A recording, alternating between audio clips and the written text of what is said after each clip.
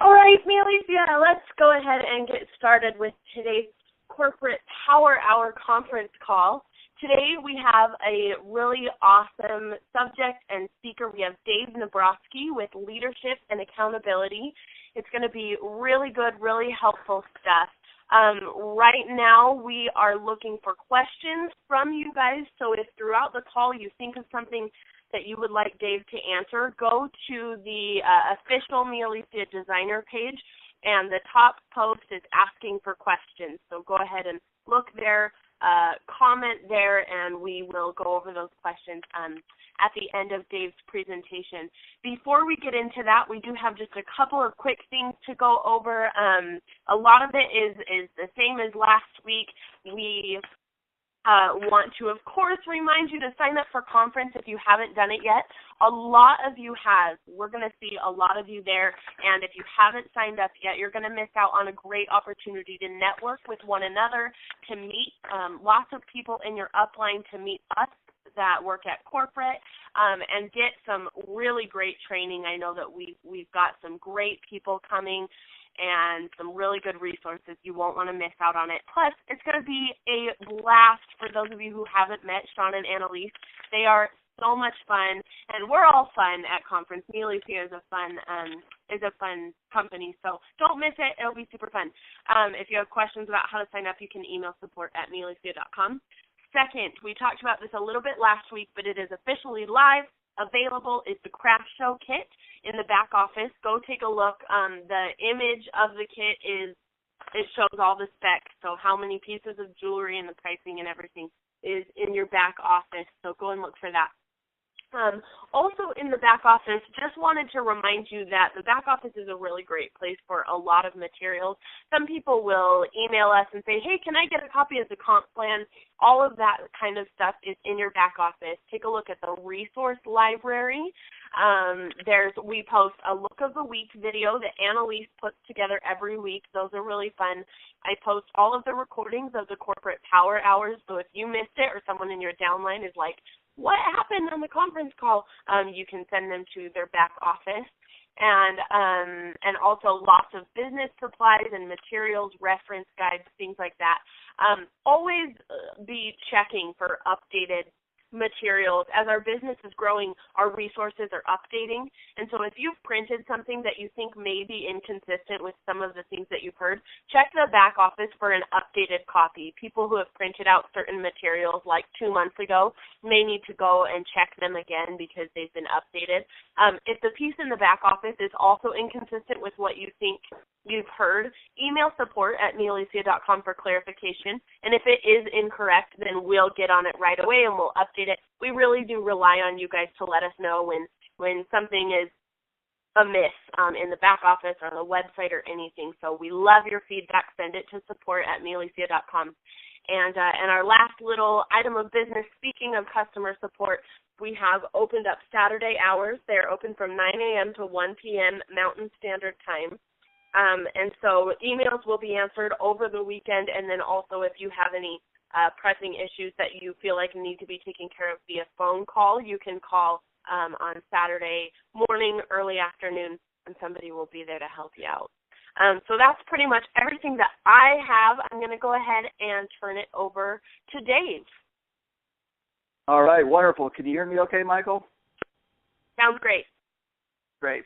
Well, good afternoon, everyone. My name is Dave Nabrotzky, and my wife, Trish, and I are based out in Nashville, Tennessee, and we are excited to be on this call today and grateful for your time, by the way. As we talk about leadership and accountability, I wanted to first sincerely thank each of you for being accountable, for being on this call, and for your desire to learn more of how you can grow individually and how you can grow more as a team. So I want to accomplish 3 things today, and I want to talk to you about beautiful trees. I want to talk to you about broken escalators, and I want to talk to you about coffee breaks. Those 3 things are so critical, and I know you already knew all those 3 things, but let's start with the first one, beautiful trees. I want to share this story this experience I had when I was, it was either, I think, the 10th or 11th grade. Anyways, a few years back, and I was getting really bad headaches. And, I kind of put it off for a while, and after, a certain period of time, they were really starting to get bad. So I told my parents, and they of course, said, well, let's go get you checked out. So I went to a doctor, and I don't remember all the things he did, but I do remember he did a ton of tests. And, I was sitting there in anticipation of what he was finding out, and he comes back and says, well, Dave, I've got bad news for you. He says, I think it's your eyes. And at first I thought, oh, no, that I remember even saying, is there cancer in there? Not my eyes, take something else, take another limb, take my finger, but not my eyes. And he says, just calm down. You just have bad eyesight, and I think you just need some glasses. And so I was relieved by this news, and I will say, even though I was relieved, I was still a little bit in denial, because from all that I knew, I could actually see good. Right? I didn't know anything different. I saw the world through my own eyes and thought everything was just fine. All right, so anyways, I go to this eye doctor. He does the exam and determines, yes, you need glasses. And so I go back a short period after that, pick up the glasses, and I remember to this day very vividly what that experience was like. And in fact, he wouldn't even let me put the glasses on in his office. He didn't want me to, look at some numbers and test them. He said, I want you to do something different for me. So he walks me outside in this parking lot, and he says, look over at that tree over there. So I glance at this tree. It's maybe about 50 feet away, and it looked like a nice tree. Nothing too special. And so he says, now put on the glasses. And I remember putting on these glasses and looking up at that exact same tree. And I will admit, I was in so much shock and awe, I could not even believe what I saw. It was such a different-looking tree.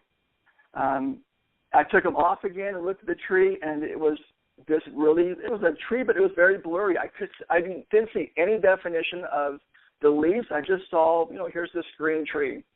And it really taught me a great principle of leadership, and that is that one of the most important things that we can do in our business, and to be frank, even in our personal life, is to have clarity and to be able to see things how they really are, but also have the ability to allow other people to help us see things as they really are, and to look through their lens. Our life, the experiences that we go through, the relationships that we have, and all those interactions eventually, in time shape that lens. And sometimes our lenses are shaped in a very positive way, and sometimes even in a negative way, or in a way that maybe doesn't provide the real picture. So that would be the first thing I would share with you is the importance of having clarity and not only getting that yourself, but making sure that you share that vision and where you are at, kind of where you came from and where you're at and where you hope to be going.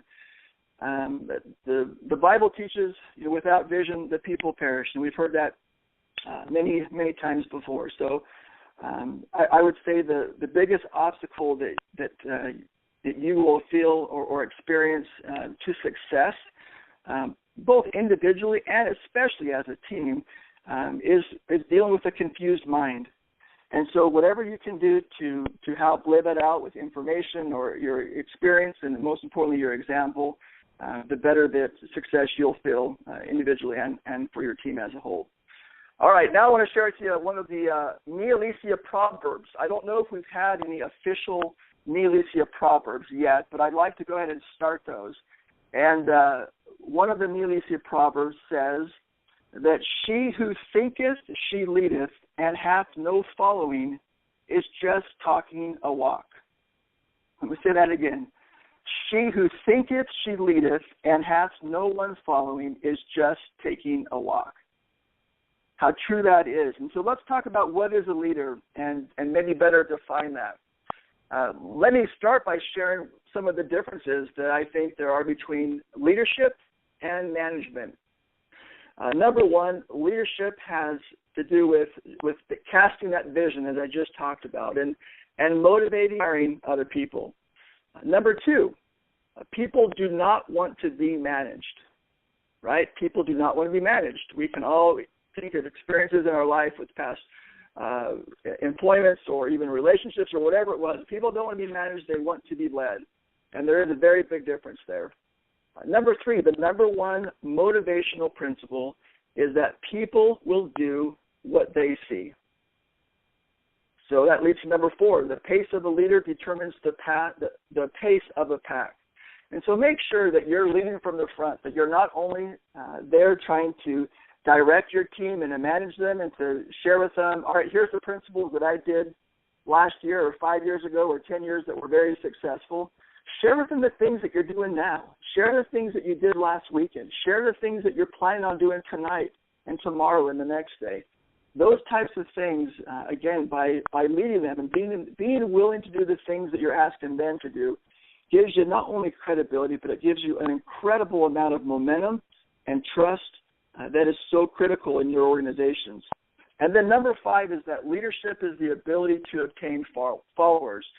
And there's always that philosophy, by the way. It's a debate that perhaps maybe I don't know the answer to, but I'll share with you at least from my point of view, my perspective or my lens. And that is, that the eternal question is, are we born leaders? Are we? Is it one of those things that you just have it and you're born with it, or you don't? My personal feeling and philosophy is that we are. I really believe that. I believe that we are born leaders. And yes, some acquire certain attributes, characteristics, I would even say skills, that enable them to better develop leaders around them, and that would include developing a leader within themselves as well. So I really am. I'm a firm believer in that. I looked up the definition, by the way, of what it means to develop. And to develop means to bring out the possibilities of. All right, definition of develop, to bring out the possibilities of. And I love that. I thought, man, there are so many people in my life from, if you think of it from a business point of view, that were in a former, maybe an upline, a manager, whether it be in a downline, whether it be co-workers, whether it were sometimes people that weren't even in my same industry, but people that I interacted with at church or in my neighborhood or whatever it was, that really played out an incredible role in my life to bring out the greatest possibilities of Dave, and the talents that I have and trying to work on and develop, and the attributes that I have and I'm trying to develop and work on as well. So keep that in mind. There's such a wonderful circle of influence around you. And I'm not talking, by the way, right now of just your Me Alicia business, right? We all are in this industry. We're in this, wonderful jewelry business and doing, fashion events and this home party plan.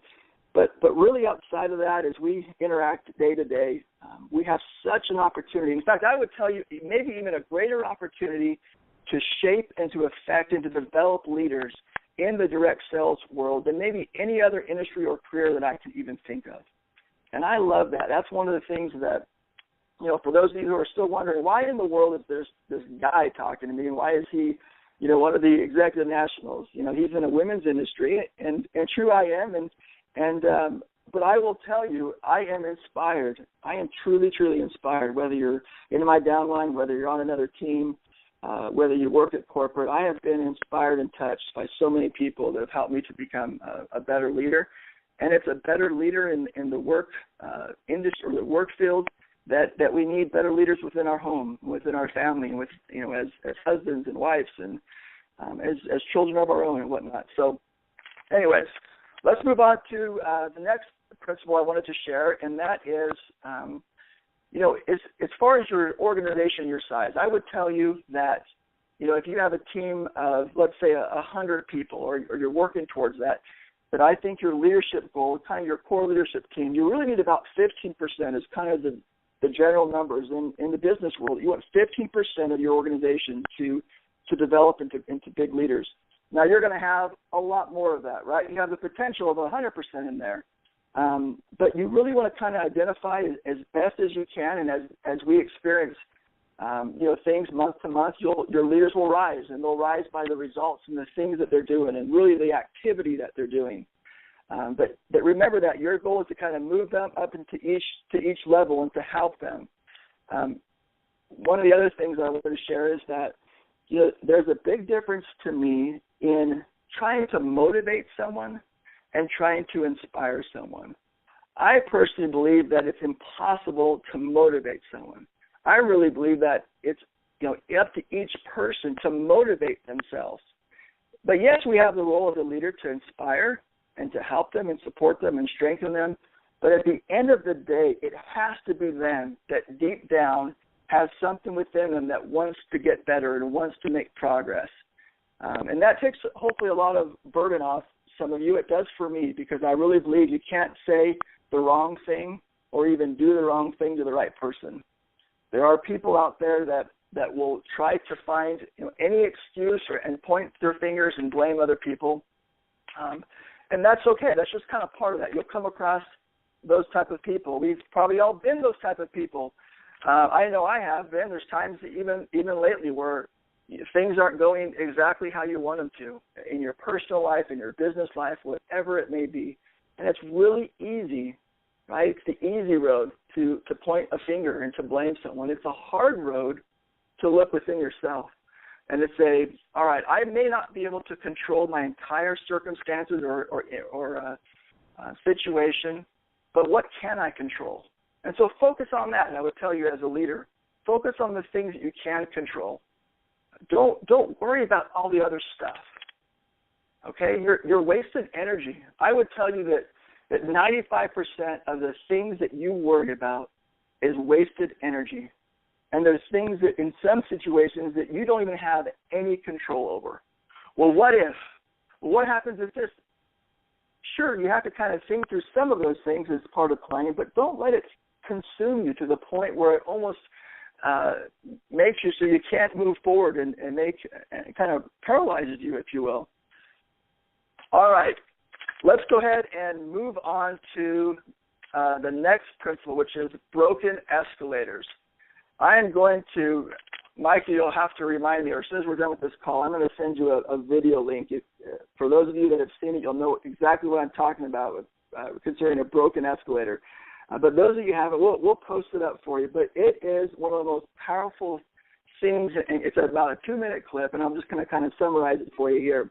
But imagine this in your mind, and close your eyes if you can, if that helps you. I'm a very visual person, and so close your eyes for just a second, and I want you to kind of picture this. So we got these two people, two business executives that are going up this escalator, all right? Everything's going great. They've got a smile on their face. And about halfway up, boom, it just stops suddenly. Right? They kind of look around like, what just happened? They look at each other. And then the guy says to the lady, he's like, whoa, he's like, this is not good. I don't need this. And the lady pipes up and says, something, I'm already late too, and this can't be happening today, type of thing. And he looks at her and says, well, don't worry, somebody is going to come. So they wait a little bit, and it's just totally quiet. There's not another person in the building from what you can see in this video. And so then all of a sudden this guy says, anybody up there? Somebody? Hello? And here these two people are, and he's saying this, hey, we're stuck on this escalator. Please, we need help. And so the girl starts saying, I'm just going to cry. And he's like, well, there's nothing else to do, so that's fine. And so 30 minutes or so later, they speed up, and you see these two individuals sitting down the escalator, just completely moping and discouraged that nobody has come to help them. And anyways, there's the next little part, they hear these footsteps, and this repairman looks at him, and they're so excited, and he says, don't worry, I'm here to fix your problem. And so he hops on this other elevator to take them up to the level they're at, and instantly his escalator stops, and the video kind of ends there. But what a great principle, by the way, and how many times have we seen this in our lives? How many times have we been the ones on the escalators that all of a sudden we look around and we realize we're stuck, we're in a rut, things aren't progressing, taking me from where I am to where I want to be. I'm kind of at a standstill. I look all around me and people are having more successful fashion events, or they have more recruits and their business is flourishing. Or maybe in a relationship, my relationship, maybe I don't have a relationship in a particular field that I'm doing, whether it's in dating or whatnot, or maybe your relationship in a marriage or in a relationship with a child or your parents isn't great or ideal. And you look around and you see all these other people having better success, if you will, or again, according to your measurements. And, that can be very discouraging. And how many times do we just want to sit down in the elevator and then just ponder how much our life sucks? Pardon my language, but how many times do we want to do that?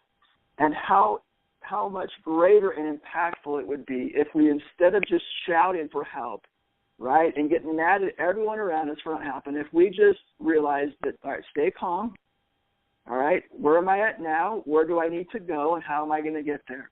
And for these individuals, all they had to do, right, on this escalator was simply just walk off, right, take the next step up and the next step up, and 10 steps later, they're on the floor that need to, and they're not stuck in between these levels. So remember that. When you get into a point, whether you're there right now in your life or whether you come across a moment like that down the road, which I guarantee you will, I don't care even how great your success is right now. There will be many times in the business cycle where we get to a point where we get kind of in a rut because, creatures, or I should say humans, are creatures of habit. And although we are creatures too. But we are creatures of habit, and we do the things sometimes over and over and over again, and sometimes that's to our benefit, and sometimes it's to our detriment. So anyway, that's that principle. Let me go ahead and talk a little bit about accountability. I know there are people out there that think of accountability as a threat, to be honest. That it's something that may hinder their vision or their leadership or something like that. And I will tell you in the business world, but even, as a pastor, I will tell you, I have seen far too often, too many situations, even within a church, situations spiral completely out of control. And many, counseling sessions and with marriages and things that just spin out of control and eventually can cause some real damage. And at the heart of the issue, in many cases, not all, but in many cases, is this issue of a lack of accountability. And I really believe that if you can, in your relationships, in your marriages, in your personal life, and specifically as we're talking now in our Mia Alicia business, if you can create a culture of accountability within your team, that same, and then carry that same culture of accountability and bring that into your personal life, that it will only lead to more positive outcomes for everybody, not just for you, but for all those around us. Sometimes we forget that. The decisions that we do and the times when we step up as a leader, and even the times that we don't, affect so many things besides just ourselves. So let me just share a couple of really quick things about accountability. Number one, I would say, is you are accountable to yourself first and foremost. And so make sure you're analyzing things that you're doing each and every day. I think it was Brian Tracy or Tom Hopkins or one of the sales gurus often talks about asking yourself many times throughout the day, am I doing the most productive thing at every given moment? And, whether, sometimes I like putting whether it's a 3x5 card or a little sticker above my computer or whatnot. And, sometimes I get distracted with, Facebook, and I get distracted with emails and so many other things that, yes, they play a role in this, but they are not going to drive the business. They are not going to drive my activity. What's going to drive my activity first and foremost is, what do I have booked on my calendar? And so think about that in your personal accountability. And I'm not going to ask you to pull out your calendar right now for the sake of time, but I want you to think about it. If I was sitting right across from you and you came into my office and we're at an office desk together, and you say, gosh, I'm just so frustrated and things aren't going right, and my leader's not doing this and my leader's not doing that, and corporate just made this decision and that decision, and I don't have any chance for success. I would tell you, let's open up your calendar. Let's start there. And I have yet to find someone who has been really frustrated and I don't even mean just me, Alicia. I mean in other businesses that I've done in the past, and even doing things in network marketing arena. I have never met someone that was so frustrated and who was out and just busting it so hard and doing the right things. Now, I will say, I have seen many people who really were busting it really hard. I mean, working their guts out, but maybe weren't doing the right things or going about it in the right way. And that was very fixable, right? I was always pleased to see that to a certain degree because they understood that activity is what breeds momentum, and momentum is going to bring your success. And so look at your calendar and, look at this last week and analyze that as you hold yourself personally accountable. And then look at tonight. Look at, what you have planned for the next week. And the beauty of it is, don't focus too much on the past, but you need to learn from it. Okay, identify what can you do. Remember I talked before about what can you control. And you have, regardless of your upline, I don't even care if your sponsor is in the business or even out of the business. You have a responsibility to yourself to create activity. And you can have 1 million boot camps and 1 million team trainings and 1 million conventions out there, but unless you're willing to do the activity, none of that stuff really matters. Now, don't get me wrong, that stuff is important. In fact, one of the things that as we head into convention here, by the way, which I'm so excited about, I've always had this personal philosophy and a team philosophy of never, ever, ever miss a convention. Do whatever it takes. I mean, whatever it takes. It's a sacrifice, and even for Trish and I, we've had moments in our life in business where we've been so blessed, and have made hundreds of thousands of dollars and even into millions, and we've had times in our life where things have been really, really tight. And sometimes these conventions were a big sacrifice, a huge sacrifice. And I could have easily justified, and by the way, I'm not getting off on I do get off on lots of tangents because I have ADD, but I am tying this into leadership and why it's so important. But there are many times where it's easy to justify as a leader and as a designer not to go to certain events. I just can't afford to go. And I would tell you that you can't afford not to go. Seeing the things from someone else's point of view, there is only so much that you can do to stretch your own vision. There is. You can read good books, but even there, you're having somebody else from their life's experiences teach you and share with you what that tree really looks like. And if you're willing to be a little bit vulnerable and coachable and willing to look through things and through this business through someone else's lens at times, okay, you're going to see that tree and you're going to see that success in ways that you never even thought possible. And at a convention is one of those things and one of those ways because you see things on such a big scale. You're going to review and see not only verbally but visually. You're going to see that our company's, our mission and our vision and our purpose. And we're going to talk about specific things that you can do to bring the success and to develop more leadership skills personally and as your team. So again, wanted to get off on that quick tangent, but encourage you to, as we talk about leadership and accountability, be a leader and have that ability to go there. And then be accountable and show that you are doing everything that you can to your team to attend these type of events. All right, so personal accountability, again, start with your calendar, and then, take a little checklist and, ask yourself questions and analyze, where do you spend most of your mental energy? Okay, think about that. Where do you spend most of your mental energy? Is it thinking about your frustrations and the things that you can't control or the things that you can control? Think about your attitude, your own thoughts, the way that you respond to certain challenges and the ways you communicate with other people. How well do you do with that? And what are your responsibilities? Write down things. What is your job description, by the way? if again you came to my house and we sat down at the table and I were to say, what is your job description? What is your responsibilities, regardless of anyone else or even mine? What is your description? So make sure you understand what that is. How well do you return phone calls and return emails and texts in a timely manner? How well are you in being on time for your fashion events or for team trainings or business or for other personal appointments? How well are you in keeping your home clean, your car clean, your workplace clean, your office clean, spending time with other people? So think about that stuff. Let me jump really quick about team accountability. Just a couple of really quick principles, and then we'll wrap up here in about 5-10 minutes, and then we'll hopefully have some time for some questions if we've got some of those.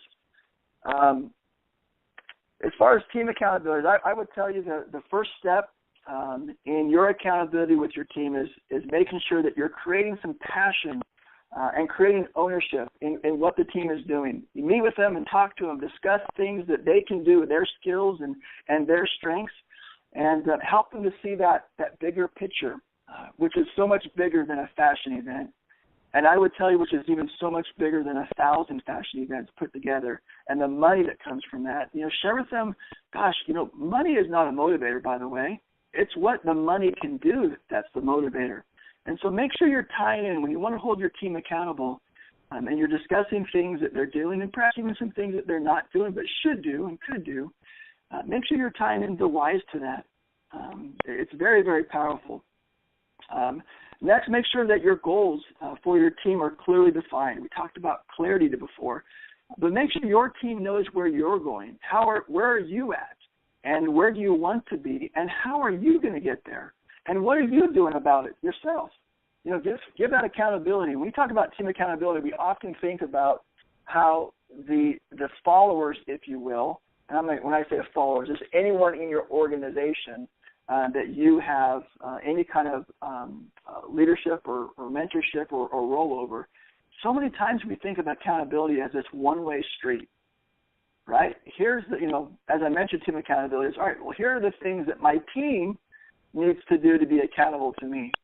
But I would tell you, think of the other way too. It's a two-way street. What are things that you need to do as the leader to be accountable to your team? And I would tell you the greatest thing you can do is, again, I'm going to harp on this over and over again, is to be an example and to lead by the front. Lead in front, lead by example. All right, next I would say, make sure you create some action lists and some things. Don't just share that vision and ideas, but really talk about, all right, now how are we going to get there and who does what? And make sure that you assign things and delegate things, and then that you follow up. And there will be times in our teams and in our personal life where we fall short, where we perhaps don't meet an expectation or responsibility that we had or that we were supposed to do. And that's a very that's a touchy subject. It's a tough thing to think about. All right, how do I best do it? I would tell you, everyone responds to things a little bit differently, of course. But one of the things that's very unique when it comes to team accountability in this business, in direct sales, is that for the most part, our team is they're voluntary, right? I mean, we're all here in one sense as our own boss. And so there is a very different relationship with how each person is connected into a team. But as you hold each other accountable, it really does unify things. It helps people to feel accountable. Be careful that you're not creating an environment that is so threatening, by the way, because, again, like I said, sometimes we do fall a little bit short. And sometimes we just need a little bit of encouragement and focus on the things. If you give someone 10 things to do, and they come back and do 8 things, I'm not saying don't point out and recognize the 2 things that weren't done and put together a plan to try to work on those that next week. But focus on the positive things. I have found, at least for me personally, but I would even say for those that I've worked with, is encouraging those other 8 things and praising those, and I call it EPR, by the way, encourage, praise, and recognizing. If you will base your team accountability and base your leadership on just those things, EPR, encouraging your team, praising your team and recognizing your team. My heavens, it's incredible the amount of success that you will have as you do that. All right, let's go ahead and talk about the last thing, which is coffee breaks. And you're wondering, what in the world does that have to do with anything? Well, I watched this really cool clip the other day, and I loved it. It was this worker. It looked like kind of a worker and a boss that were in a conference room, and they were having this discussion about accountability. And this goofy, maybe that's why I liked it, because this boss was kind of a goofy guy, and I feel like I kind of am a goofy person. And anyways, so he has this like boomerang on his head, and he's sharing this, trying to do some metaphor, something about accountability. And this lady is like totally confused, like what in the world is this guy even talking about? And so, anyways, then this other girl breaks into this conference room and is so frustrated. Nothing's working right. We need more accountability in this office. And why are you guys being more accountable? And she says, I'm going to take a 10-minute coffee break. And when I come back, I want the two of you to figure out why in the world we don't have any accountability and why things aren't going very well. And so she leaves, right? And then these two people are brainstorming ideas, and they're like, okay, I don't know what we're supposed to do. So they go talk to other people in the office. And the first person they talked to, and it was kind of like those of you who've seen Office, right, where, they have their normal interactions, and then all of a sudden they go around the corner and the camera's on them, and they kind of whisper like they're sharing insights, with the audience that other people in the office can't hear. It was kind of like that. So, they go around the corner, and this camera focuses on this lady, and she's like, I know what accountability is, but no one in my office really grasps it, and talks about all the things that they're doing wrong. But it was really funny. And then, the next guy that does the same thing, he goes around the corner and he says, too often people try to blame each other, and I think that's what the problem is. And so, anyways, you get the point. This lady that was the original girl that was talking to the manager eventually comes in and just yells, can I have everyone's attention? Right? And they all stop what they're doing, and she says, look, we have serious issues on accountability. We either fix it or we're all out of work. We're all out of jobs. And everyone is like totally silent, like, whoa. And so one guy says, well, who's behind this, right? I mean, why, like, is this really is this true? And they go right to her, to this lady that's talking, and she looks right behind her, and literally, like, not even 2 feet away is her boss, right, this original guy. And she looks at him and says, well, it's him. He's the one that said it. And so he says to her, whispers, well, tell him, yeah, that was me. I said that.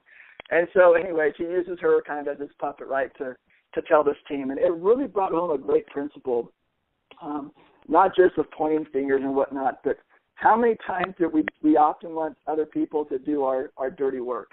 And I use that term lightly, by the way, dirty work. But as a leader, sometimes, there is some dirty work to do. There are those tough situations, those tough trainings, those tough conversations that we have to have with ourselves and with our team.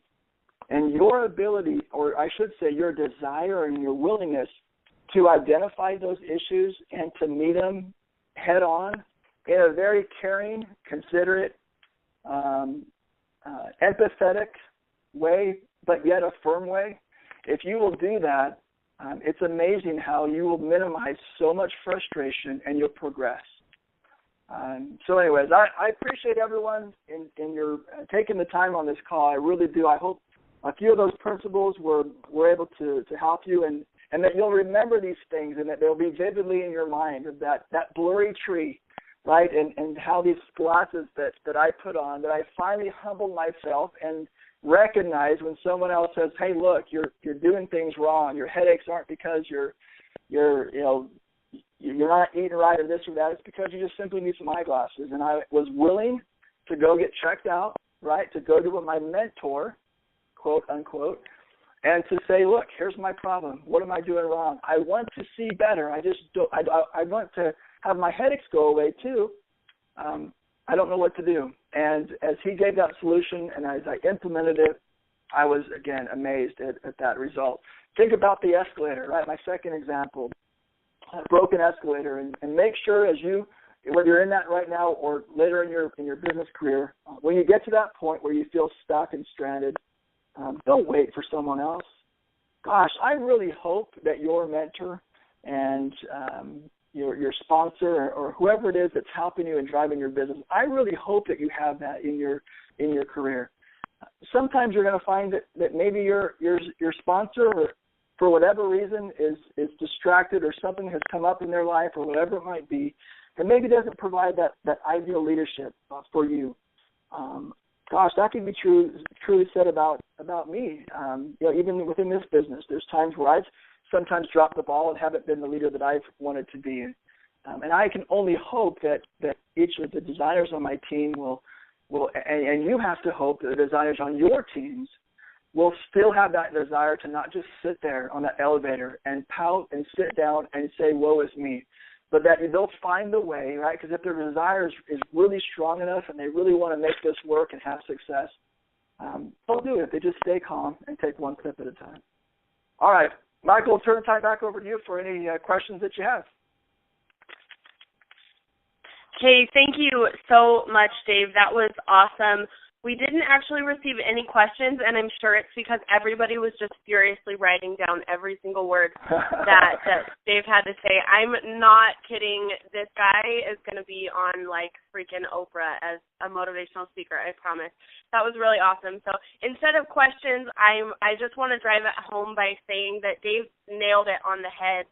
I'm so glad that leadership and accountability were put together, because honestly, the most successful leaders that we have at Me Alicia are the ones who are working the hardest. And we get a lot of people who say, I don't know if this is really my personality. I just don't have the right personality. But I have the opportunity to work with Dave every day, as well as the other masters, Ariane, Christine, Terry Sue, and all of them are so different. They all have different personalities, and they all have different approaches, but the principles are the same. You work hard, and then other people will work hard too, and you'll all work hard together. That's honestly what it comes down to. So Dave did really awesome, and I'm glad that I have the opportunity to work with him and the other masters. And all of you guys, seriously, like, Me Alicia is doing so well. We've been launched for 2 months, and we are already doing super well, and it's only going to be, bigger, better from here. And so I'm just so glad to be able to work with all of you guys, and you guys are doing so great. Of course, if you have any questions, you can always send them in.